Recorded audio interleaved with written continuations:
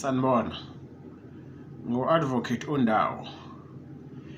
Ngizokhulunywa ngokusayinisa komuntu noma kwenkosi noma kanombani ngokungekho emthethweni bembophela lo muntu osayinayo, bembophele amanqina enyathi ngendlela yobugebengu, fraudulent misrepresentation.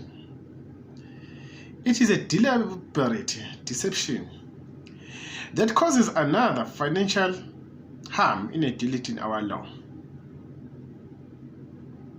There must be a misrepresentation, which is to the knowledge of the representer false, which the representer intended the representee to act upon, which induced the representee to act, and that the representee suffered damage as a result. Ayasicacisela la, i-representer umuntu oqola umuntu ngokuthi amsayinisa. I-representee umgilwa noma isisulu sobugebengu bokusayiniswa ngokungeyikho. The motive of the representer is irrelevant, provided only that he or she made the assertion without an honest belief in its truth and intended it to be acted upon. It matters not that he or she lacked an intention to cause loss or damage to the representee, but such damage must have followed as a result of the representee acting upon the misrepresentation. Misrepresentation ukulutha umuntu umkhohlise abese yamsayinisa kanti uzamqola. Particularly in the case of an implied representation, if the representer was unaware of the importance of his or her representation, he or she could not have intended it to be acted upon. However, such intention need not always be dolus directus. Dolus directus, inhlose ngqo. That is, the representer need not have applied his or her will to induce the representee to act upon the representation. It is sufficient if he or she subjectively foresaw such a result and was reckless as to whether the result followed or not. The right to claim damages for fraud is not dependent on the materiality of the representation. In other words, it is not defense that the representee should not, as a reasonable person, have been deceived so easily. Damages, ama-damage. Uma khona ukulimazele noma ulimaze impahla yakho, uyayofaka icala lama-damage ukuze unxephezele.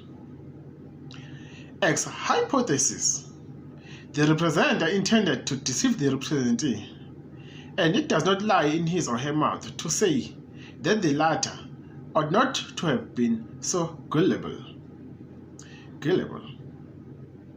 Abantu abalindele ukuhlatshelwa ze benziwe umhlatshelo, kungaba ukuluthwa noma ukukhohliswa. An agreement that purports to exclude the right to claim redress for fraud is contrary to public policy and hence unforeseeable.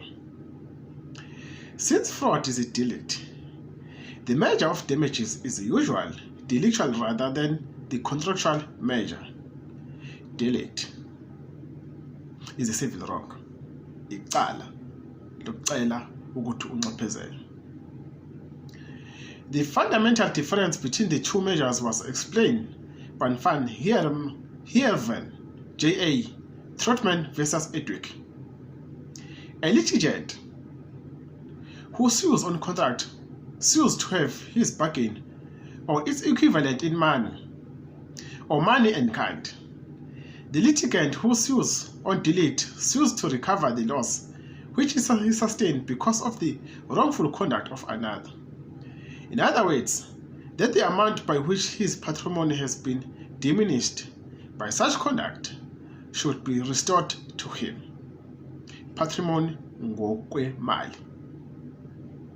The victim of fraudulent misrepresentation is thus entitled to be put in financial possession he or she would have occupied had the representation not been made to him or her.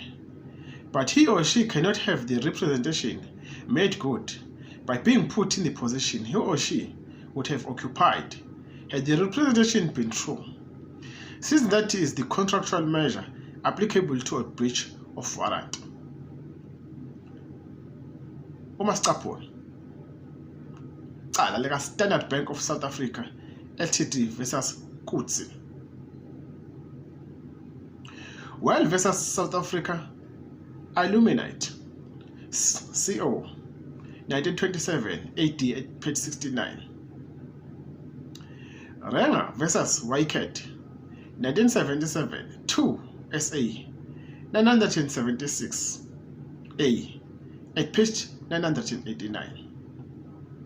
1951 1 SA 443 A at page 449. Ngu-Advocate Wendawo. Ngiyabonga.